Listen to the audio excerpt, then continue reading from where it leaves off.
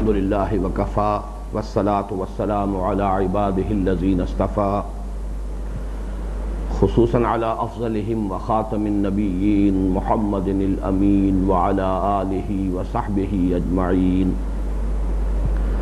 اما بعد فاعوذ باللہ من الشیطان الرجیم بسم اللہ الرحمن الرحیم یا ایہا الذین آمنوا قوا انفسکم واہلیکم نارا وقودها الناس والحجارہ علیہا ملائکۃ غلاظ شداد لا یعصون اللہ ما امرہم ویفعلون ما یؤمرون یا ایہا الذین کفروا لا تعتذروا اليوم انما تجزون ما کنتم تعملون یا ایہا الذین آمنوا توبوا الی اللہ توبۃ نصوحا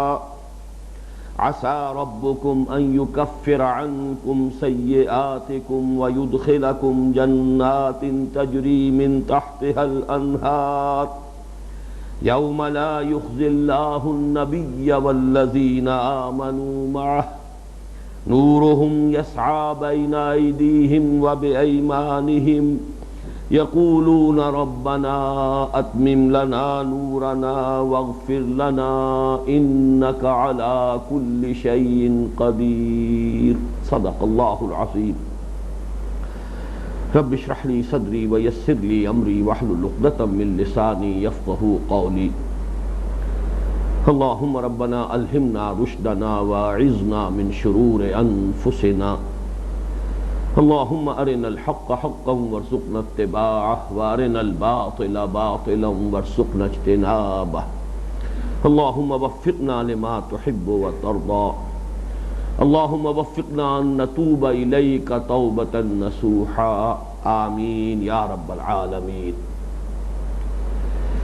سورہ تحریم پر اس سے قبل ہماری 6 نشستیں ہو چکی ہیں اور یہ اتفاق ہے کہ اس کی کل 6 آیات ہی کا ہم مطالعہ بمشکل مکمل کر پائے ہیں۔ آج میں نے 6ٹھی 7ویں اور 8ویں آیات کی تلاوت کی ہے۔ ان میں سے 6ٹھی آیت کے بارے میں گفتگو اکثر مکمل ہو گئی تھی،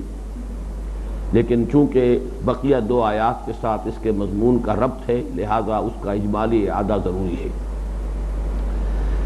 یا ایھا الذین آمنوا قوا انفسکم واہلیکم نارا،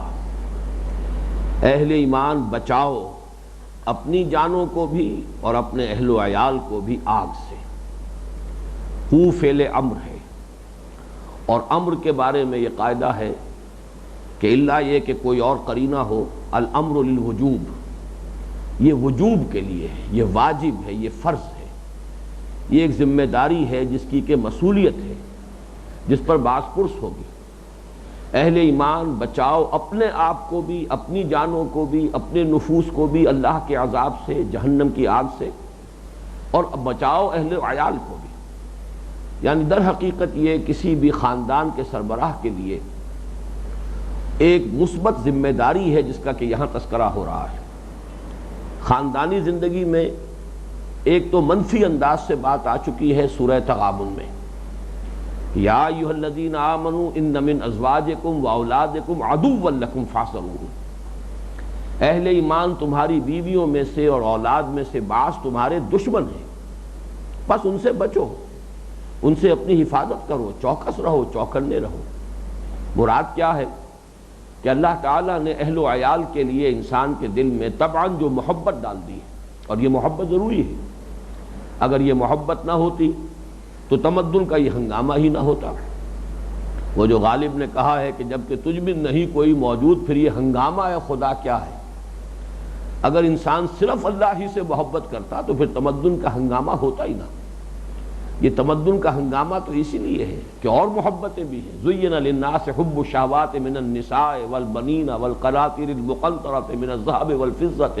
والخیل المسومۃ والانعام والحرث، یہ محبتیں جو ہیں بیویوں کی، اولاد کی، بیٹوں کی، مال و دولت کی، اور مال مویشی کی، اور جو بھی مختلف اقسام ہیں دنیاوی دولت کی، ان سب کی محبت جو ہے طبعیت انسانی میں فطرت کا لفظ استعمال نہیں کر رہا، نوٹ کر لیجئے، انسان کی سرشت کہہ لیجئے، طبیعت کہہ لیجئے، جبلت کہہ لیجئے، ان میں یہ محبتیں جو ہے پیدا کر دی گئی ہیں۔ انہی کے بل پر یہ سارا ہنگامہ ہے، انہی کے بل پر یہ ساری رونقیں ہیں۔ لیکن یہی شے پھر انسان کے لیے خطرے کی ایک جگہ ہے، اندیشے کا مقام ہے، یہ خطرے کا سرخ سگنل ہے کہ اس محبت کو اگر ایک حد تک نہیں رکھا، کنٹین نہ کیا اسے ایک حد کے اندر اور یہ اس حد سے تجاوز کر گئی، تو پھر اس میں تمہاری تباہی ہے، تمہاری عاقبت برباد ہو جائے گی۔ محبتوں کو رکھو، لیکن اللہ کی اور اس کے رسول کی، اللہ کے دین کی، اللہ کے راہ میں جہاد کی محبت سے نیچے نیچے رکھو۔ قل ان کان آباؤکم وابناؤکم واخوانکم وازواجکم وعشیرتکم واموال اقترفتموها وتجارۃ تخشون کسادها ومساکن ترضونها احب الیکم من اللہ ورسولہ وجہاد فی سبیلہ فتربصوا حتی یاتی اللہ بامرہ۔ اے نبی ان سے کہہ دیجئے کہ لوگو، اگر تمہیں اپنے باپ اور اپنے بیٹے اور اپنی بیویاں اور اپنے بھائی اور اپنے اور رشتہ دار اور اپنے مال و اسباب جو تم نے بڑی محنت سے کمائے ہیں اور جمع کیے ہیں، اپنی وہ بلڈنگیں، جائیدادیں، حویلیاں جو تمہیں بہت محبوب ہیں، اپنے وہ کاروبار اور پروفیشن جن کو تم نے بڑی محنت سے جمایا ہے، اگر یہ 8 محبتیں غالب ہیں اور برتر ہیں، زیادہ ہیں، بڑھ کر ہیں اللہ کی محبت سے، اس کے رسول کی محبت سے، اس کی راہ میں جہاد کی محبت سے، تو جاؤ دفع ہو جاؤ، انتظار کرو یہاں تک کہ اللہ اپنا فیصلہ سنا دے، اور اللہ ایسے فاسقوں سے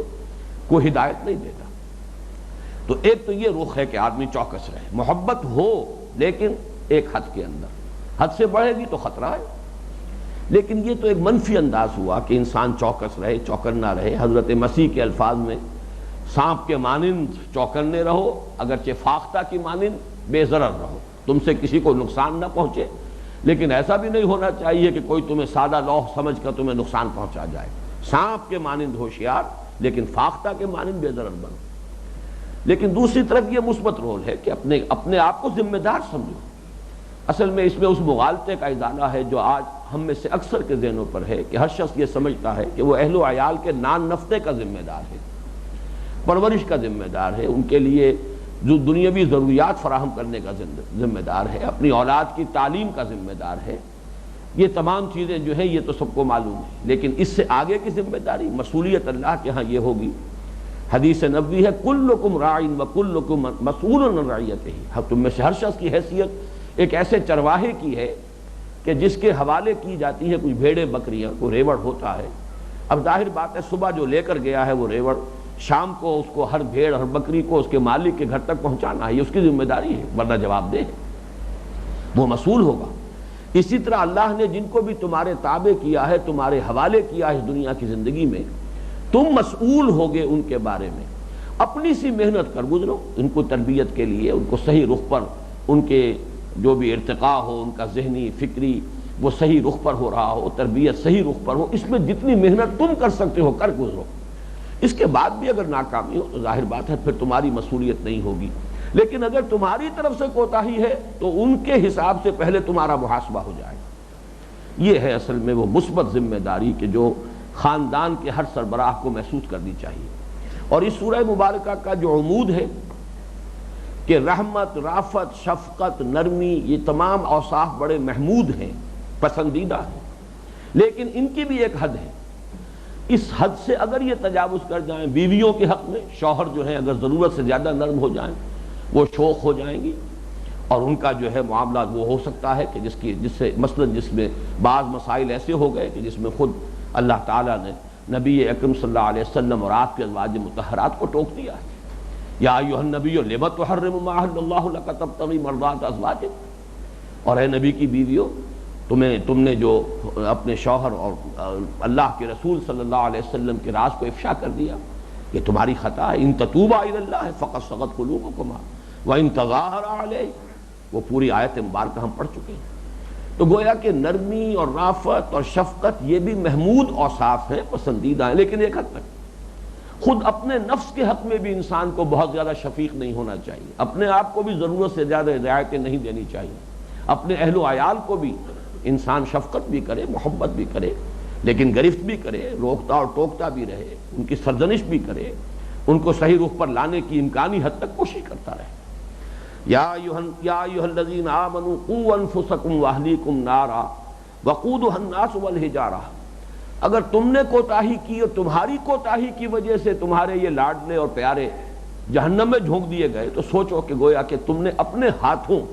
اپنے ان لاڈلوں کو اور پیاروں کو اور محبوبوں کو گویا کہ اللہ کے عذاب کے حوالے کیا، اس عذاب کے کہ جس کا ایندھن بنیں گے انسان اور پتھر۔ اور پھر اس پر معمور ہیں ایسے فرشتے، علیہا ملائکۃ، ایسے فرشتے ہیں جو اس پر معمور ہیں، غلاظ، ان کے دل بڑے سخت ہیں، وہ پسیجیں گے نہیں، پھر جس کو جس عذاب کا حکم ملے گا وہ عذاب اسے دیتے رہیں گے، کوئی نالا و شیون، کوئی ہاؤ ہو، کوئی فریاد، کوئی فغاں، وہ ان کے دل پر اثر نہیں ڈال سکے گی اور ان کے اندر نرمی پیدا نہیں کر سکے گی۔ غلاظ شداد، غلاظ کا لفظ آگے بھی آئے گا اس سورہ مبارکہ میں، وغلظ علیہم، غلظت کہتے ہیں وہ دل کی سختی، اور شدید مزاج کی تندی، وہ فرشتے جو معمور ہیں جہنم پر۔ یہ تمام فرشتوں کی بات نہیں کی جا رہی ہے، لیکن ظاہر بات ہے کہ جن فرشتوں کو معمور کیا گیا ہے جہنم پر سزا دینے کے لیے، جیسے آپ کو معلوم ہے اس دنیا میں جلاد جو پھانسی دینے کے لیے جس کی ذمہ داری ہی یہ ہے کہ پھانسی دے، تو ظاہر بات ہے کہ اس کے مزاج میں درستی اور سختی ہونی چاہیے، اس کا دل جو ہے وہ نرم اگر ہوگا تو وہ کیسے پھانسی دے گا؟ تو تصور کیجئے اس جلاد کا جو کبھی تلوار سے گردن اڑایا کرتا تھا، اور آج بھی سعودی عرب میں تو وہ شکل کی جاتی ہے، اب ان کے دلوں کے اندر کتنی سختی ہوگی۔ تو وہ فرشتے جو جہنم پر معمور ہیں، غلاظ شداد لا یعصون اللہ ما امرہم، یہ حصہ وہ تھا جس کے بارے میں میں نے کہا تھا کہ ذرا قدر مزید وضاحت کی ضرورت ہے۔ میں نے فرشتوں کے بارے میں یہ وضاحت کر دی تھی پچھلی نشست میں کہ وہ نوری مخلوق ہیں، لیکن وہ نور یہ نور نہیں جس سے ہم واقف ہیں۔ ہم جس نور کو جانتے ہیں یہ نار سے وجود میں آیا ہے۔ یہ جو آج ہماری لائٹ ہے، اس کی جو ریز ہیں سورج کی جو ہم تک پہنچ رہی ہیں، یہ تو وہاں جو بھی ایک عمل تحریک جاری ہے، بہت بڑا الاؤ ہے آگ کا، اور ایسی آگ جس کا ہم تصور نہیں کر سکتے، اس لیے کہ تو وہ ملینز اور millions of degree centigrade جو ہے وہ اس کے درجہ حرارت ہے۔ وہ جو وہاں سے روشنی آ رہی ہے اس کا مادہ جو ہے وہ تو در حقیقت آگ ہے۔ ایک نور وہ تھا جو بگ بینگ سے قبل اس کائنات میں تھا، اللہ تعالیٰ کے امر کن نے جو پہلی شکل اختیار کی ہے وہ ایک خنک نور کی تھی، ایک ٹھنڈا نور، ایسا نور جس میں حرارت نہیں تھی، وہ نور تھا خنک نور۔ اس نور سے پیدائش ہوئی ہے فرشتوں کی، اور اسی نور سے تخلیق ہوئی ہے انسانی ارواح کی۔ یہ دو مخلوقات وہ ہیں کہ جو اس نور سے پیدا کی گئی، باقی اس نار سے پیدا کیے گئے ہیں جنات۔ اور پھر جب یہ نار ٹھنڈی ہوئی ہے اور ہمارا زمین کا یہ کرہ جو ہے کرہ ارضی، یہ بھی آگ کا ایک انگارہ تھا، جیسے انگارہ جو ہے جب ٹھنڈا ہوتا ہے اس پر راکھ کی ایک تہ آ جاتی ہے، اسی طرح کی یہ تہ ہے کرسٹ آف دی ارتھ جس کو ہم کہتے ہیں، یہ مٹی اور ریت وغیرہ جو بھی کچھ ہے تو کرسٹ آف دی ارتھ ہے۔ اس کرسٹ آف ارتھ سے پھر جو تخلیق ہوئی ہے حیوانات کی، عالم نباتات کی، پھر انسان کی، تو یہ خاکی مخلوقات ہیں۔ تو یہ تین ہیں بنیادی طور پر جو مکلف مخلوق ہیں دنیا میں۔ ویسے تو چاند اور سورج اور ستارے اور گیلیکسیز یہ سب اللہ کی مخلوقات ہیں، لیکن یہ کہ جو مکلف ہیں، رسپانسیبل ہیں، جن کو حکم دیا جاتا ہے اور پھر جواب دہی ہوگی، وہ تین ہیں، فرشتے ہیں اور جنات ہیں اور پھر یہ انسان ہیں۔ لیکن ان میں یہ فرق ذہن میں رکھیے کہ فرشتے ان پر اس قدر غلبہ ہے خیر کا، اور وہ چونکہ اس کائنات کے اصل حقائق سے اتنے مطلع ہیں، اتنے قریب ہیں کہ ان میں شر کا کوئی امکان نہیں ہے، معصیت کا کوئی امکان نہیں۔ لا یعصون اللہ ما امرہم، وہ نہیں معصیت کا ارتکاب کرتے اللہ کے لیے، جو بھی حکم دیتا ہے اللہ، یفعلون ما یؤمرون، وہ کرتے ہیں۔ جبکہ جنات کے اندر معاملہ یہ ہے کہ ان کے اوپر معصیت کا غلبہ ہے، آگ سے ان کی تخلیق ہوئی ہے، لہذا ان میں جو بھی ان کا مادہ تخلیق ہے اس کی مناسبت سے ان کے اوپر شر کا غلبہ ہے، لیکن اگرچہ ان میں نیک بھی ہیں، بھلے بھی ہیں، لیکن وہ اپنی سرشت کے اعتبار سے اقرب ہے، اس حدت کی وجہ سے جو ان کے مزاج میں ہے وہ برائی سے قریب تر ہے۔ جبکہ یہ زمینی مخلوق جو ہے انسان، اس کے اندر چونکہ یہ مٹی سے پیدا کی گئی ہے، اب اس کے اندر بھی اگرچہ خیر کا بھی امکان ہے، شر کا بھی امکان ہے، لیکن اپنی خلقت کے اعتبار سے اسے خیر سے قریب تر ہونا چاہیے۔ پھر اس میں وہ روح ہے جو اس کو در حقیقت اس میں ایک ڈیوائن سپارک کی حیثیت رکھتی ہے، یہ اس کا ایک گائیڈنگ پرنسپل، گویا کہ اس کے اپنے اندر جو ہے وہ انٹرنزک اس کے لیے رڈار موجود ہے جو اسے صحیح رخ کی طرف جو ہے لے کر جانے والا ہے۔ تو اس کو ذہن میں رکھیے کہ فرشتوں کے بارے میں وہ اللہ کے حکم سے سرتابی نہیں کرتے، لا یعصون اللہ ما امرہم ویفعلون ما یؤمرون۔ اس میں ذرا اختلاف ہے بعض حضرات کے نزدیک کہ آیا ان کے اندر اختیار بھی ہے یا نہیں۔ اکثر و بیشتر تو رائے ہے کہ ان میں اختیار ہے ہی نہیں، وہ مجبور محض ہے، وہ جو حکم ملتا ہے، جیسے کہ ایک مشین ہے، اس مشین کا کوئی اختیار نہیں ہے، بٹن دبا دیا گیا، وہ مشین تو اس کے مطابق حرکت کرے گی، اس کا کوئی اپنا چوائس نہیں ہے۔ لیکن یہ کہ بعض حضرات کی رائے ہے کہ ایسی بات نہیں ہے، فرشتے صاحب تشخص وجود ہیں، ان کی اپنی ایک پرسنالٹی ہے، ان کی اپنی ایک شخصیت ہے، اس اعتبار سے امکان موجود ہے، لیکن وہ کرتے نہیں، غلبہ اتنا ہے۔ اب ظاہر بات ہے ہماری نگاہوں کے سامنے اگر یہ حقائق منکشف ہو جائیں اور جنت اور دوزخ جو ہے ہماری آنکھوں کے سامنے آ جائیں تو کون ہوگا؟ بڑے سے بڑا ابو جہل بھی پھر اللہ تعالیٰ کی نافرمانی کی جرات نہیں کرے گا۔ تو وہ حقائق ان پر اس طرح روشن ہے، اور حقائق کونیہ جو ہیں، کائنات کے اصل بنیادی حقائق، وہ ان پر اس درجے منکشف ہیں، اور وہ ان سے اس قدر قریب ہیں کہ ان پر خیر کا ایسا غلبہ ہے کہ لا یعصون، وہ معصیت نہیں کرتے، نافرمانی نہیں کرتے، لیکن یہ کہ بعض حضرات کے نزدیک ہے کہ نہیں کر سکتے، کرتے اور کر سکتے میں فرق ہے۔ یہ اختلاف جو ہے علمی ہے، یہ برقرار رہے تو کوئی حرج نہیں ہے۔ میرا اپنا ذاتی رجحان بھی ادھر ہے کہ اس میں کر سکتے والی بات نہیں ہے، بلکہ کرتے نہیں، لا یعصون اللہ ما امرہم، وہ اللہ کے کسی حکم کی نافرمانی نہیں کرتے، کسی بھی حکم سے سرتابی نہیں کرتے، وَيَفْعَلُونَ مَا يُؤْمَرُونَ، اور کرتے ہیں وہی کچھ جس کا انہیں حکم دیا جاتا ہے۔ اس کے بعد فرمایا یا ایھا الذین کفروا لا تعتذروا اليوم انما تجزون ما کنتم تعملون۔ جب یہ فرشتے عذاب دیں گے یا جب لوگوں کو جہنم میں جھونکا جائے گا، داخل کیا جائے گا، تو اب جو بھی نالا و فریاد اس وقت ہوگی، اور جو بھی نالا و شیون ہوگا، جو بھی معذرتیں کریں گے، معافیاں مانگیں گے، کہا جائے گا اے کافرو، اے انکار کرنے والو، اے ناشکرو، اب آج بہانے مت بناؤ، آج تمہارا کوئی بہانہ جو ہے اس کی شنوائی نہیں ہوگی، آج تمہارا کوئی عذر قابل قبول نہیں ہوگا۔ لا تعتذروا اليوم، آج تو جزا کا دن ہے، امتحان کا عرصہ دنیا میں تھا جو تم بتا آئے، اس مہلت کو تم ضائع کر آئے۔ لا تعتذروا اليوم انما تجزون ما کنتم تعملون، اب تو تمہیں جو کچھ جزا میں دیا جا رہا ہے، تجزون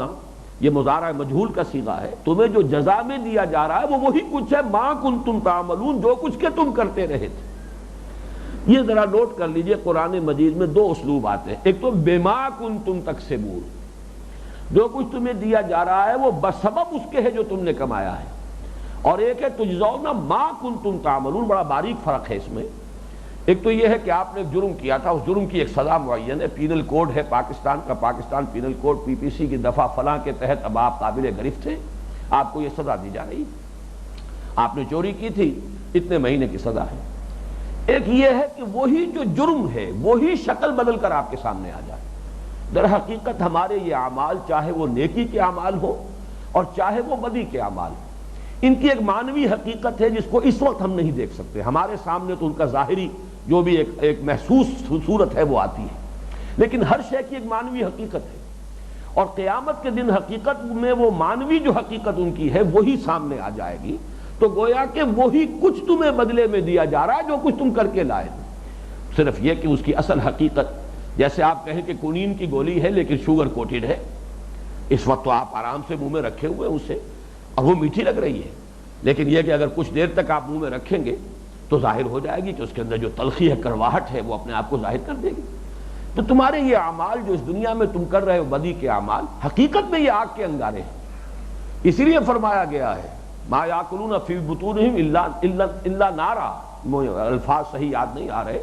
سورہ نساء کے آغاز میں آیت آئی ہے، جو لوگ یتیموں کا مال ہڑپ کرتے ہیں ناجائز طور پر، وہ اپنے پیٹوں میں انگارے بھر رہے ہیں۔ وہ انگاروں کا انگارہ ہونا اس وقت ظاہر نہیں ہو رہا، وہ شوگر کوٹڈ ہے، انسولیٹڈ ہیں، لیکن وہ آگ ان کے اندر موجود ہے، جو کچھ اپنے پیٹ پہ تم ڈال رہے ہو، در حقیقت اس دن وہ اوپر کی شوگر کوٹنگ اتر جائے گی، وہ انسولیشن جو ہے وہ ختم ہو جائے گی، اور اس کی اصل حقیقت تلخی جو ہے وہ ظاہر ہو جائے گی۔ تو یا ایھا الذین کفروا لا تعتذروا اليوم انما تجزون ما کنتم تعملون، کوئی تم پر زیادتی نہیں ہے، کوئی ظلم نہیں ہے، اللہ تعالیٰ کوئی تم سے انتقام نہیں لے رہا ہے، اور اس انتقام میں کہیں تم پر زیادتی نہیں کر رہا ہے، بلکہ یہ کہ یہ تو جو کچھ تم لے کر آئے ہو وہی تمہارے سامنے آ گیا ہے، تمہارے سامنے آ گیا، تم پر بیت رہا ہے، تم پر وارد ہو رہا ہے، لیکن ہے وہی تمہارے اعمال اور ان کی اصل حقیقت مانوی کہ جو اب ظاہر ہو گئی۔ یا ایھا الذین کفروا لا تعتذروا اليوم انما تجزون ما کنتم تعملون. تو جیسا کہ میں نے عرض کیا بما کنتم بھی آتا ہے، بسبب اس کے جو تم کرتے رہو آج یہ سزا تمہیں دی جا رہی ہے. لیکن زیادہ بلاغت، اور آج میں دیکھ رہا تھا المعجم المفہرس میں کہ یہ اسلوب قرآن میں زیادہ آیا ہے، تجزون ما کنتم تعملون. اصل میں تو جو کچھ تم کرتے رہے تھے وہی ہے جو تم پر وارد ہو گیا ہے، اسی کی اصل حقیقت جو ہے ظاہر ہو گئی ہے. اب اس کے بعد فرمایا یا ایھا الذین آمنوا توبوا الی اللہ توبۃ نصوحا. ابھی میں عرض کر رہا تھا نا کہ قیامت کے دن کہا جائے گا کہ وہ جو مہلت عمل تھی وہ تو دنیا میں تھی، ختم ہو چکی ہے. اب یہاں گویا کہ فوراً متوجہ کیا جا رہا ہے کہ لوگوں ہوش میں آؤ، ابھی وہ مہلت ہے، ابھی جاگ جاؤ، ابھی جب تک موت کا وقت نہیں آ جاتا. وہ حدیثیں میں آپ کو سنا چکا ہوں، ما لم یغرغر، جب تک کہ نزع کے آثار شروع نہ ہو جائیں اور یہاں گھنگرو بولنے نہ لگے، اس وقت تک توبہ کا دروازہ کھلا ہوا ہے، تلافی معافات ہو سکتی ہے. وہ حدیث بھی سنا چکا ہوں کہ ایک شخص 99 قتل کر چکا تھا اور اس نے جو ہے ایک اور راہب سے جا کر پوچھا کہ میرے لیے توبہ کی کوئی گنجائش ہے یا نہیں. اس نے کہہ دیا نہیں، اب کوئی موقع نہیں ہے توبہ کا. اس نے اس کو بھی قتل کیا کہ جہاں 99 تھے وہاں 100 سے جو سزا ملنی ہے اس میں اور کتنا اضافہ ہو جائے. تو واقعہ یہ ہے کہ اس سے نا امید نہیں ہونا چاہیے، بلکہ یہ کہ توبہ کا دروازہ کھلا ہے. باز آ ہر چے ہستی باز آ، در کافر و گبر و بت پرستی باز آ، این درگاہ ماں درگاہ نومیدی نیست، 100 بار اگر توبہ شکستی باز آ. یہ جو درگاہ خداوندی ہے یہ نومیدی کی درگاہ نہیں ہے. ہاں جب قیامت کے آثار شروع ہو جائیں گے اس وقت توبہ کا دروازہ بند ہو جائے گا. اسی طرح ہر فرد کی جو انفرادی قیامت صغریٰ ہے، من مات فقط قامت قیامتہ، جو مر گیا اس کی قیامت تو ہو گئی، اور قیامت کون سی ہوگی؟ کیا خوب قیامت کا بھی ہوگا کوئی دن، اور اصل دن تو یہی ہے، اس لیے کہ مہلت عمل ختم ہو چکی. اس پہلو سے یہ قیامت صغریٰ جو ہے جب اس کے آثار شروع ہو جاتے ہیں تو تبھی توبہ کا دروازہ بند ہو جاتا ہے. لیکن جب تک یہ مہلت ہے اسے غنیمت سمجھو. یا ایھا الذین آمنوا توبوا الی اللہ توبۃ نصوحا، اے اہل ایمان رجوع کرو، پلٹو، توبہ کرو اللہ کی راہ، اللہ کی جناب میں. توبۃ نصوحا، لیکن یہ توبہ خالص توبہ ہونی چاہیے، خلوص اور اخلاص کے ساتھ، تہہ دل سے. یہ نون صاد اور ہا کا مادہ جو آتا ہے عربی زبان میں، یہ خلوص کے لیے، کسی شے کا خالص ہونا. العسل الناصح کہا جائے گا اس شہد کو جس کو خوب صاف کر لیا گیا ہو، جالا نکل گیا ہو، موم نکال دیا گیا، جھاگ دور ہو گیا، بالکل اب وہ عسل المصفى جس کو کہا جائے صاف ہو گیا ہے، اسی کے لیے العسل الناصح بھی کہا جائے. تو اس سے یہ لفظ جب آگے بڑھا ہے، اور وہ حدیث مبارک بڑی اہم ہے، الدین والنصیحہ، دین تو نام ہے خلوص کا. اب اس خلوص کی شکلیں کیا ہوگی؟ قیل لمن یا رسول اللہ، پوچھا گیا اللہ کے رسول یہ بتائیے یہ خلوص کس کے ساتھ؟ فرمایا للہ ولکتابہ ولرسولہ ولائمۃ المسلمین وعامتہ. اللہ کے ساتھ خلوص یعنی وفاداری اور اخلاص.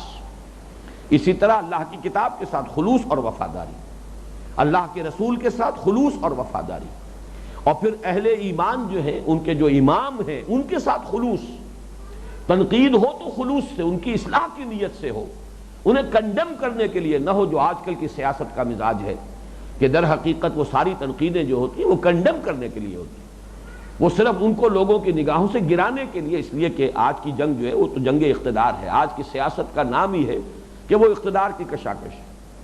اس لیے تنقید اگر ہوتی ہے تو وہ تنقید اصلاح کی نیت سے نہیں ہوتی، بلکہ وہ تو چاہتے ہیں کہ ان کی اصلاح نہ ہو، یہ اور برے ہو تاکہ اور لوگوں کی نگاہوں سے گرے تو ہماری حکومت کے لیے امکان پیدا ہو. لیکن یہ کہ اگر آپ ائمۃ المسلمین، مسلمانوں کے جو امام ہیں، جو سربراہ ہیں، آگے چلنے والے ہیں،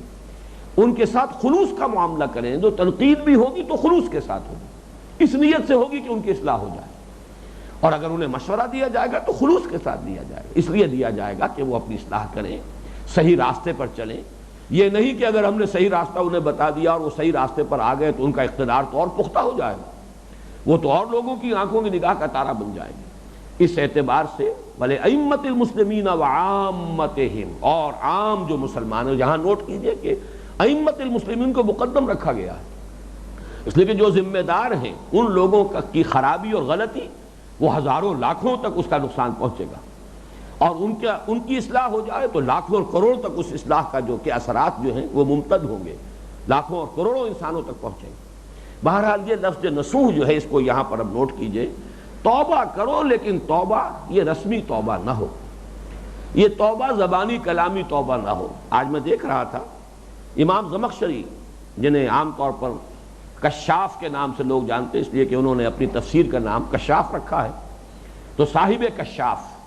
گرہ کشا ہے، نہ راضی نہ صاحب کشاف۔ تو چنانچہ ہمارے ہاں یہ جو متقدمین کی تفاسیر ہیں، ایک تو وہ ہے جو سب تمام تر روایات پر مبنی ہے، ابن جریر طبری ہے، پھر اس کا خلاصہ جو ابن کثیر ہے، لیکن پھر جو عقلی طور پر تفسیر لکھی گئی ہے، منطقی عقلی طور پر، اس میں امام راضی ٹاپ پر ہے، اور جو عربی گرامر کے اعتبار سے اور کلام عرب کے شواہد کے اعتبار سے قرآن مجید کی تفسیر کی گئی ہے، اس میں چوٹی پر ہے زمخشری، علامہ زمخشری، اگرچہ معتزلی ہے، عقلیت پرست ہے، لیکن یہ کہ بہرحال اہل سنت بھی جہاں کہیں لغت کا معاملہ آ جائے گا، نحو کا معاملہ آ جائے گا، تو مجبور ہے کہ رجوع کریں امام زمخشری کی طرف۔ تو زمخشری نے لکھا اپنی تفسیر کشاف میں حضرت علی کا ایک واقعہ رضی اللہ تعالی عنہ، کہ وہ کسی شخص کو دیکھ رہے تھے تیزی سے وہ ورد کر رہا ہے، استغفر اللہ ربی استغفر اللہ ربی من کل ذنب واتوب الیہ، وہ گویا گردان ہو رہی ہے جیسے ہمارے ہاں تسبیح ہوتی رہتی ہے۔ تو انہوں نے فرمایا یہ توبۃ الکذابین ہے جو تم کر رہے ہو، بڑی سخت اصطلاح ہے، یہ جھوٹوں کی توبہ ہے جو تم کر رہے ہو، یہ توبہ نہیں ہے، توبۃ الکذابین۔ وہ چونک گیا وہ شخص، اس نے پوچھا پھر مجھے بتائیے وہ سچی توبہ کون سی ہے، توبۃ النصوح کیا ہے؟ تو وہ سارے شرائط جو میں اس سے پہلے بیان کر چکا ہوں، اس لیے کہ ہمارے اس درس سے متصلاً قبل سورہ فرقان کے آخری رکوع کا درس تھا، اور اس میں جو قرآن کے بنیادی اور جو حکیمانہ مضامین ہیں ان میں یہ توبہ کا مضمون آ چکا ہے۔ اس کی شرائط کیا ہیں؟ الا من تاب و آمن و عمل عملا صالحا، جو توبہ کرے، اپنے ایمان کی تجدید کرے، ایمان کو تازہ کرے، اثر نو ایمان لائے اور عمل کرے اچھے عمل۔ یہ تین گویا کی شرطیں تو قرآن مجید کی نص سے ثابت ہو گئی، لیکن مختلف احادیث سے علماء نے چار شرائط بیان کی ہیں۔ ایک یہ ہے کہ آدمی میں سچی پشیمانی ہو، دل میں حقیقی پشیمانی، جس کو انفعال کہا اقبال نے، کہ قطرے جو تھے میرے عرق انفعال کے، موتی سمجھ کے شان کریمی نے چن لیے۔ ایک پشیمانی، ایک شرمساری کی کیفیت ہو، پیشانی جو ہے عرقآلود ہو جائے، یہ کیفیت، یہ شرط اول ہے۔ نمبر دو، عزم مصمم ہو کہ اب یہ کام دوبارہ نہیں کروں گا، کسی صورت نہیں کروں گا۔ نمبر تین، اس کو بالفعل چھوڑے اس کام کو۔ اور نمبر چار، اگر وہ حقوق العباد سے متعلق ہے تو تلافی کرے یا معافی حاصل کرے، اس لیے کہ حقوق العباد کے کوتاہیوں کو اللہ معاف نہیں فرمائے گا، وہ تو حق العبد ہے، اسی سے متعلق ہے، یا تو وہ معاف کر دے یا اس کی کوئی دنیا میں آپ تلافی کر دیں۔ فوت ہو گیا ہے تو اس کی طرف سے صدقہ کریں، خیرات کریں، استغفار کریں، اور ورنہ پھر قیامت کے دن وہ تو لین دین ہو کر رہے گا، ڈیبٹ کریڈٹ وہاں ہو جائے گا، آپ کی نیکیاں اس کے سپرد کی جائیں گی، اس لیے کہ وہاں کی کرنسی یہی ہے، وہاں کوئی سونا اور چاندی آپ کے پاس نہیں ہوگا لین دین کے لیے، کرنسی یہی ہے، آپ کی نیکیاں اس کو دے دی جائیں گی۔ اور جہاں تک فرمایا گیا ہے وہ حدیث بڑی پیاری ہے کہ حضور نے ایک مرتبہ صحابہ سے سوال کیا، تدرون من المفلس، کیا آپ لوگ جانتے ہیں مفلس کسے کہتے ہیں؟ کون ہوتا ہے مفلس؟ صحابہ حیران ہوئے، میں نے بار عرض کیا یہ حضور کا بڑا ایک فطری طریقے تعلیم اور تلقین تھا۔ پہلے سوال کیا، اور سوال ایسے انداز سے کیا کہ لوگ چونک جائیں کہ آپ نے کیا پوچھا ہے، مفلس ہر شخص جانتا ہے، جس کے پاس پیسہ نہ ہو، دولت نہ ہو، مفلس ہے۔ اتدرون من المفلس؟ جواب دیا المفلس عندنا من لا درہم لہ ولا دینار، حضور ہمارے نزدیک تو مفلس وہی ہے جس کے پاس درہم و دینار نہیں ہے، روپیہ پیسہ نہیں ہے، دولت نہیں ہے، سونا چاندی نہیں۔ فرمایا نہیں، میری امت کا مفلس وہ ہوگا جو قیامت کے دن جب حاضر ہوگا، یہ بچوں کو ذرا سنبھال کے رکھا کیجئے، اس طریقے سے یہ آئندہ کے لیے اس کی احتیاط برتیں آپ۔ میری امت کا مفلس وہ ہے جو قیامت کے دن آئے گا تو بہت سی نیکیوں کی گٹھلیاں تو لے کر آئے گا، لیکن یہ کہ بہت سے دعوے دار جمع ہو جائیں گے، کوئی شخص کہے گا اس نے میرا مال ہڑپ کیا تھا، وقت شتم ھذا وقت اکل مال ھذا، فلاں شخص کا مال ہڑپ کر گیا تھا، فلاں کو گالی دے دی تھی، فلاں پر تہمت لگا دی تھی، فلاں کے ساتھ کچھ اور زیادتی کی تھی، سب دعوے دار آ جائیں گے۔ کسی کو اس کی نمازیں دے دی جائیں گی، کسی کو اس کو روزے دے دیے جائیں گے، کسی کو کچھ اور نیک اعمال دے دیے جائیں گے، یہاں تک کہ اس کی نیکیاں تو ختم ہو جائیں گی، لیکن دعوے دار باقی ہوں گے۔ پھر ان کے بد اعمال، ان کی برائیاں، ان کے جرائم، ان کی معصیتوں کی گٹھڑیاں جو ہے اب اس کے پیٹھ پر لدنی شروع ہوں گی، یہاں تک کہ وہ ان کی معاصی کے بوجھ تلے دب کر جہنم میں جھونک دیا جائے گا۔ یہ ہے مفلس میری امت کا۔ تو یہ تو چار شرائط ہوئی کہ جو عام طور پر بیان ہوتی ہیں، لیکن وہاں حضرت علی رضی اللہ تعالیٰ عنہ نے ایک اضافی شرط بیان کی کہ توبہ کے سچے ہونے اور صادق ہونے کی ایک دلیل اور اس کا ایک ثبوت یہ ہوگا کہ اب تم اپنے نفس کو اللہ کی اطاعت میں اسی طرح گھلاؤ جیسے کہ وہ معصیت میں لطف لیتا رہا ہے۔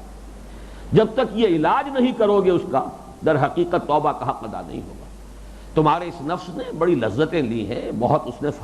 مزے اڑائے ہیں اس معصیت میں، اب ذرا اس کو سزا بھی دو، اس کا مزہ چکھاؤ، اس کو گھلاؤ اب اس طاعت میں، نیکی میں، عبادات میں، خیر میں۔ تو یہ حضرت علی کی طرف سے یہ اضافی بات ہے کہ جو اس روایت میں آئی ہے جو امام زمخشری لائے ہیں کشاف میں۔ تو نوٹ کیجئے کہ توبوا الی اللہ توبۃ نصوحا، اور یہاں میں نے جیسا کہ عرض کیا تھا کہ اس سورہ مبارکہ کا عمود کیا ہے یہ ہم پہلے معین کر چکے ہیں۔ نرمی مطلوب ہے، پسندیدہ ہے ایک حد تک تو نرمی جو ہے تربیت کے لیے بھی ضروری ہے۔ اگر آپ سختی میں بھی زیادہ ہو جائیں گے تو تربیت کا حق ادا نہیں ہوگا، بلکہ ایک ریئیکشن اور ایک بغاوت، ایک ریوولٹ پیدا ہونے کا اندیشہ ہے۔ بڑا مشکل ہے اصل میں، یہ اعتدال کا معاملہ آسان نہیں ہے۔ یہ وہی بات ہے جو بارہا میں نے عرض کی ہے کہ اس دنیا میں بھی انسان پل صراط پر سے گزر رہا ہے۔ وہ پل صراط جو ہے جس کا ذکر اگلی آیت میں آئے گا، اسی آیت میں آئے گا آگے چل کر، وہ پل صراط جسے ہم کہتے ہیں محاورے میں اور عرف عام میں کہ بال سے زیادہ باریک اور تلوار کی دھار سے زیادہ تیز ہے، اس پر سے گزرنا ہوگا، جو گزر جائے گا وہی جنت میں داخل ہوگا۔ تو واقعہ یہ کہ اس دنیا میں بھی مختلف اعتبارات سے ہم پل صراط پر ہیں۔ ذرا ادھر جھکتے ہیں، ذرا سختی زیادہ ہو گئی تو اولاد میں ریوولٹ ہو گئی، رد عمل ہو گیا، بغاوت ہو گئی، ذرا نرمی زیادہ ہو گئی، لاڈ پیار زیادہ ہو گیا، وہ اس کی وجہ سے بگڑ گئی۔ بڑا مشکل ہے، لیکن انسان اپنی حد تک کوشش کرے، ان حقائق کو سمجھے کہ اعتدال اور توازن ہے ہر معاملے میں جو مطلوب ہے۔ نرمی بھی اتنی زیادہ نہ ہو جائے، نہ دوسروں پر نہ خود اپنے اوپر۔ تو یہ معاملہ جو ہے بعض حضرات کہتے ہیں اور بہت خوبصورتی سے کہتے ہیں کہ انسان اپنے آپ کو رعایت دینے میں بڑا سخی واقع ہوا ہے، اپنی غلطیوں کی توجیہ کرنے میں بڑی ذہانت کا ثبوت دے گا، اپنے لیے معذرتیں تلاش کرنے میں، اپنے ریشنلائز کرنے کے لیے اپنے اعمال کو، یہ سبب ہے، یہ وجہ ہے، یہ ہے، اس کے اندر اصل اس کی توجیہ یہ ہے، تو اپنے آپ کو اپنی غلطیوں کو کنڈون کرنے میں، رعایت دینے میں انسان بڑا سخی ہے، اور دوسروں پر تنقید کرنے میں بڑا جری ہے۔ اس کو کوئی رعایت دینے کے لیے تیار نہیں ہوگا دوسرے شخص کو، اسے تو کانٹے کی تول تولے گا، لیکن اپنا معاملہ جب آ جائے گا تو رعایتیں کرے گا۔ یہ آیت در حقیقت اس کی نفی کر رہی ہے کہ جیسے کہ فرمایا تھا قوا انفسکم واہلیکم، پہلے اپنے آپ کو بچانا ہے۔ اپنے نفس کو بچانے کے لیے ضروری ہے کہ اپنے آپ کو بھی یہ ناجائز رعایتیں نہ دو، اپنے ساتھ بھی حد سے زیادہ نرمی نہ برتو، اس کو ڈھیل مت دو، اس منہ زور گھوڑے کو بھی لگام دینے کی ضرورت ہے۔ اور اگر خطا ہوتی رہی ہے، اگر اس سلسلے میں کوتاہی ہوتی رہی ہے تو جب تک موقع ہے اس کو غنیمت سمجھتے ہوئے فوراً رجوع کرو۔ یا ایھا الذین آمنوا توبوا الی اللہ توبۃ نصوحا، پلٹو، رجوع کرو۔ اب ظاہر بات ہے جیسے کہ میں نے جو گزشتہ درس تھا اس میں عرض کیا تھا کہ ازواج مطہرات کے ذکر میں جو صفات آئی تھی تو اس میں تائبات درمیان میں لایا گیا لفظ۔ یہ توبہ جو ہے یہ کوئی ایک مرتبہ کرنے کا کام نہیں، یہ تو مسلسل عمل ہے، خود احتسابی، کنٹینیوس ایک ہونا چاہیے عمل۔ ہر وقت انسان اپنا جائزہ لے،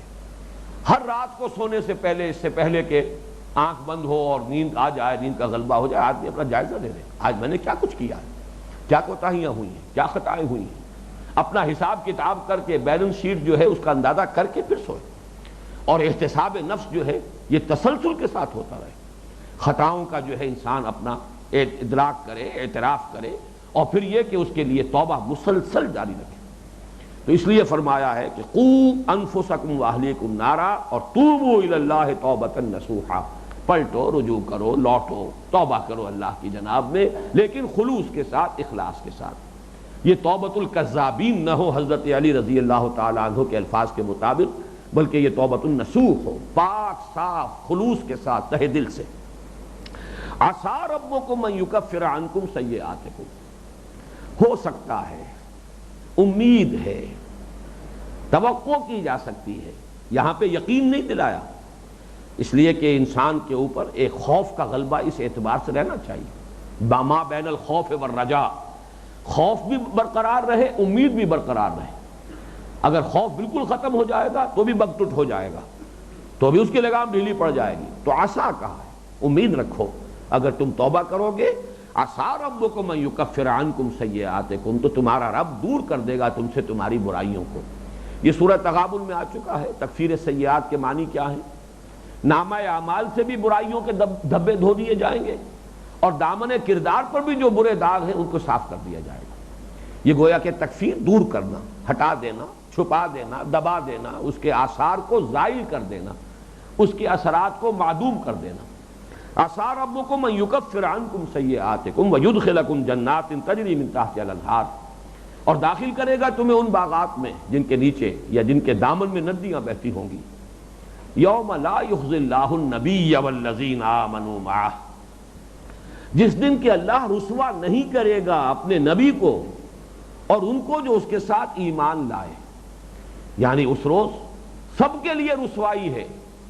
سوائے ان لوگوں کے کہ جو اہل ایمان ہے، اور نبی تو ظاہر بات ہے کہ ہم اہل ایمان میں ان کے جو ہیں گل سرسبد ہیں، ان کے سر خیل ہیں، ان کے سردار ہیں،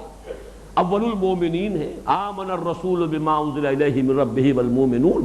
سب سے پہلے ایمان لانے والے تو نبی ہیں صلی اللہ علیہ وسلم۔ تو اس روز در حقیقت اشارہ کیا جا رہا ہے کہ جن لوگوں نے اپنے اخلاق پر یہاں اور اپنے اصل کردار پر پردے ڈالے ہوئے خوشنما تقویٰ کے لبادے پہنے ہوئے ہیں، اور لیکن یہ کہ اندر سے کردار ان کا گھناؤنا ہے، اس روز پردہ دری ہو جائے گی، اس روز حقیقت منکشف ہو جائے گی۔ اس روز جو ہے یوم تبلی السرائر فما لہ من قوت ولا ناصر، اس روز تو جو چھپی ہوئی چیزیں ہیں وہ جانچ لی جائیں گی۔ وحصل ما فی الصدور، اور جو کچھ سینوں کے اندر چھپا ہوا ہے وہ بھی نکال لیا جائے گا۔ تمہارے ارادے، تمہارے عزائم، تمہاری امنگیں، تمہاری نیتیں سب کھول کر سامنے لے آئی جائیں گی۔ تو کتنی بڑی رسوائی ہوگی۔ لا تخزنا یوم القیامہ، یہ الفاظ اس دعا میں بھی آئے ہیں جو سورہ آل عمران کے آخری آیات کا جو درس ہے ہمارا حصہ دوم میں، ایمان کے مباحث میں۔ لا تخزنا یوم القیامہ، پروردگار قیامت کے دن کی رسوائی سے بچائیے۔ اللہم اجرنا من خزی الدنیا والآخرہ، اے اللہ ہمیں اس دنیا کی رسوائی سے بھی بچا اور آخرت کی رسوائی سے بھی بچا۔ اور ظاہر بات ہے کہ آخرت کی رسوائی تو بہت بڑی رسوائی ہے۔ دنیا میں تو رسوائی جو ہے وہ عارضی رسوائی ہے اگر ہو بھی جائے، لیکن یہ ہے کہ آخرت کی رسوائی وہ بہت بڑی رسوائی ہے۔ تو فرمایا یوم لا یخزی اللہ النبی والذین آمنوا معہ نورہم یسعی بین ایدیہم و بایمانہم۔ ایک بات تو یہ نوٹ کر لیجیے کہ یہ مضمون جو ہے کہ ان کا نور دوڑتا ہوگا ان کے آگے اور ان کے داہنی جانب، ان کے سامنے اور ان کے داہنی جانب۔ یہ الفاظ سورہ حدید میں بھی آئے ہیں۔ سورہ حدید ان مدنی صورتوں میں، یہ جو گروپ ہے 10 مدنی صورتوں کا جو گلدستہ ہے قرآن حکیم میں، اور جن میں المسبحات جو ہیں وہ بڑی امتیازی اہمیت کی حامل ہے۔ پہلی سورت سورہ حدید ہے اور آخری یہ سورہ تحریم ہے، اگرچہ مسبحات میں سے آخری سورہ تغابن ہے، لیکن جو مدنی صورتوں کا یہ 10 کا گروپ ہے اس میں سے پہلی جو ہے سورہ حدید اور آخری سورہ تحریم، اور یہ مضمون مشترک ہے اول و آخر میں۔ جیسے کہ یہاں فرمایا ہے نورہم یسعی بین ایدیہم و بایمانہم، یہ نور کون سا ہوگا؟ چونکہ آج ہی میں واضح کر چکا ہوں کہ انما تجزون ما کنتم تعملون۔ جب اہل جہنم سے یہ کہا جائے گا کہ جو سزائیں تمہیں مل رہی ہیں یہ تمہارے اپنے اعمال ہیں، صرف یہ کہ دنیا میں یہ شوگر کوٹڈ تھے، انسولیٹڈ تھے، آج ان کی حقیقت سامنے آ گئی۔ اسی طرح دنیا میں ایمان اور اعمال صالحہ بھی در حقیقت ایک نور کے حامل ہے۔ ایمان ایک نور ہے، قلب کے اندر نور ہے۔ یہ جیسے کہ ہم سورہ نور کی وہ آیات نور پڑھ چکے ہیں، کمشکات فیہا مصباح المصباح فی زجاجہ، یہ نور ہے۔ تو یہ جو نور ہے یہ یہاں تو نظر نہیں آ رہا، قیامت کے دن یہ ظاہر ہو جائے گا۔ اسی طرح ہر نیکی جو ہے، ہر عمل صالح یہ نورانی ہے، اس میں ایک نور ہے، یہاں تو نظر نہیں آ رہا، قیامت میں وہی ظاہر ہو جائے گا۔ تو جب وہ نور ظاہر ہوگا ایمان کا، جس کا محل جو ہے وہ قلب ہے، اس کی روشنی آگے پڑے گی۔ اور جو داہنی ہاتھ جو ہے یہ کاسب اعمال ہے، اسی لیے بے ایمانہم دونوں جگہ پر یہی ہے، نورہم یسعی بین ایدیہم و بایمانہم۔ ان کا نور دوڑتا ہوا ہوگا ان کے سامنے اور ان کے داہنی جانب۔ داہنی جانب اس لیے کہ داہنا ہاتھ جو ہے یہ کاسب اعمال ہے، نیکیوں کا، بھلے کاموں کے لیے کمانے والے ہاتھ جو ہمارے ہاں شریعت میں بھی رکھ دیے گئے۔ ویسے تو یہ کہ بہت سی نیکیاں دونوں ہاتھوں سے کمائی جاتی ہیں، لیکن یہ کہ یہ تفریق کی گئی ہے کہ کچھ اور کاموں کے لیے بایاں ہاتھ جو ہے مختص کر دیا گیا ہے، اور اچھے کاموں کے لیے، خیر کے کاموں کے لیے داہنا ہاتھ جو ہے اسے خصوصی طور پر جو ہے نمایاں کیا گیا ہے۔ تو اعمال صالحہ کی روشنی، اس کا نور یہ داہنی طرف ظاہر ہوگا، اور جو ایمان کا نور ہے وہ سامنے کی طرف ظاہر ہوگا، اور یہ دوڑتا ہوا ہوگا۔ اس میں جو اصل نقشہ کھینچا گیا ہے وہ وہی میدان حشر کے پل صراط کا ہے۔ اگرچہ اس معنی میں تو یہ لفظ قرآن مجید میں کہیں صراحت کے ساتھ تو نہیں آیا، لیکن یہ دو مقامات اور تیسرا مقام سورہ مریم میں ہے، اس میں بات واضح کی گئی ہے وَإِن مِّنكُمْ إِلَّا وَارِدُهَا، ہر انسان کو جہنم کے اوپر سے گزرنا ہے، اور اس لیے گزرنا ہے کہ ہر شخص جو اس میں نہیں بھی گرنے والا، جو صاحب ایمان ہے، جو اس سے بچا کر جنت میں داخل کر دیا جائے گا، وہ بھی دیکھ لے کہ کس شے سے اللہ نے مجھے بچایا ہے۔ اس لیے کہ تُعْرَفُ الْأَشْيَاءُ بِأَضْدَادِهَا، کسی نعمت کی قدر و قیمت جو ہے وہ اس کے تقابل سے، اس کے مقابل کی شے جو ہے اس کے کنٹراسٹ سے ظاہر ہوتی ہے۔ تو اِن مِّنكُمْ إِلَّا وَارِدُهَا كَانَ عَلَىٰ رَبِّكَ حَتْمًا مَقْضِيًّا، یہ تو رب کی طرف سے فیصلہ ہے، ہر ایک کو گزرنا ہے۔ تو تصور سے ہی ہم دیکھ سکتے ہیں اس وقت کہ یہ کوئی میدان حشر میں کوئی ایسی ایک مرحلہ ہے، ایک منزل ایسی بھی ہے اس کی کہ جو مسلمان دنیا میں کہلاتے ہیں، کافروں کو نہیں گزارا جائے گا اس پر سے، اس پل صراط پر سے وہی گزارے جائیں گے جو دنیا میں مسلمان سمجھے جاتے تھے۔ لیکن گویا کہ یہ ایک چھلنی ہے جو لگے گی وہاں، کہ جب اس پل کے اوپر سے گزریں گے اور گھپ اندھیرا ہوگا، بڑا تنگ راستہ، اور وہ جہنم کے اوپر ہے، اس وقت روشنی ظاہر ہوگی اہل ایمان کے، ایمان کی روشنی ان کے آگے آگے، ان کے داہنی طرف ان کے اعمال صالحہ کی روشنی، اور وہ اس روشنی میں وہ راستہ طے کر جائیں گے۔ جبکہ جن کے سینے نور ایمان سے خالی تھے انہیں وہ نور نہیں ملے گا، اعمال صالحہ سے محروم رہے ہیں، اور سیئات میں اور تعیشات میں اور لذتوں میں اور سینشول گریٹیفیکیشن ہی میں پوری زندگی گزار کر آئے ہیں، تو وہاں کچھ نہیں ہوگا، وہ وہاں ٹھوکریں کھاتے ہوئے گریں گے جہنم کے اندر۔ یہ نقشہ مزید وضاحت کے ساتھ وہاں زیادہ تفصیل کے ساتھ سورہ حدید میں آئے گا، جو ہمارے اس منتخب نصاب کا آخری درس ہے، تو تفصیل زیادہ اس کی وہاں آئے گی۔ یہاں نقشہ کھینچ دیا گیا، اور یہ میں وہاں اس سے پہلے بھی عرض کر چکا ہوں، اور زیادہ تفصیل سے سورہ حدید میں عرض کروں گا انشاءاللہ، کہ حضور نے فرمایا ہے کہ یہ روشنی ایک جیسی نہیں ہوگی، بلکہ جتنی نور کی، جتنی ایمان کی گہرائی اور گیرائی ہے، اتنا ہی وہ نور ایمان زیادہ شدت کے ساتھ ظاہر ہوگا۔ جتنے اعمال صالحہ کی مقدار زیادہ ہے، اتنی ہی زیادہ مقدار میں وہ روشنی داہنی طرف ظاہر ہوگی۔ چنانچہ حضور نے فرمایا کہ بعض لوگوں کو جو نور اس روز ملے گا وہ اتنا ہوگا کہ مدینے سے اس کی روشنی صنعاء تک پہنچ جائے گی، اور بعض لوگوں کو صرف اتنا ملے گا کہ ان کے قدموں کے آگے روشنی ہو جائے گی، جس کو میں عرض کیا کرتا ہوں جیسے ٹارچ کسی کو مل جائے، پگڈنڈی پر سے گزرنا ہو اور گھپ اندھیری رات ہو، اس وقت وہ ٹارچ بھی بڑی غنیمت ہے۔ جس کے پاس وہ ٹارچ بھی نہیں ہے اسے اندازہ ہوگا کہ وہ ٹارچ جس کے پاس ہے وہ کتنی عظیم نعمت ہے، کہ بہرحال وہ راستہ دیکھتا ہوا، بچتا ہوا، کھڈوں سے اور چیزوں سے بچتا ہوا نکل جائے گا، اس پگڈنڈی کا راستہ عبور کر لے گا۔ تو بہت بڑی نعمت ہوگی ان کو بھی میسر کہ جن کو اتنی روشنی مل جائے کہ ان کے قدموں کے آگے ہی جو اس سے روشنی ہو جائے۔ اس اعتبار سے لیکن یہ کہ اب آپ غور کیجئے حضرت ابوبکر صدیق کو کتنی روشنی ملے گی، ان کا نور ایمان، ان کے نور اعمال صالحہ کی کیا مقدار ہوگی، خود محمد الرسول اللہ صلی اللہ علیہ وسلم کے نور کی کیا کیفیت ہوگی جو اس وقت ظاہر ہوگا۔ اب یہاں پر جو ہم جیسے ہوں گے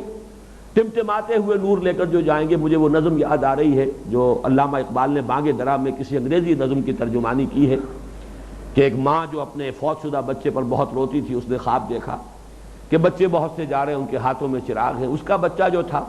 اس کا چراغ بجھا ہوا تھا۔ تو اس نظم کا یہ مضمون ہے، تیرے آنسوؤں نے بجھایا اسے۔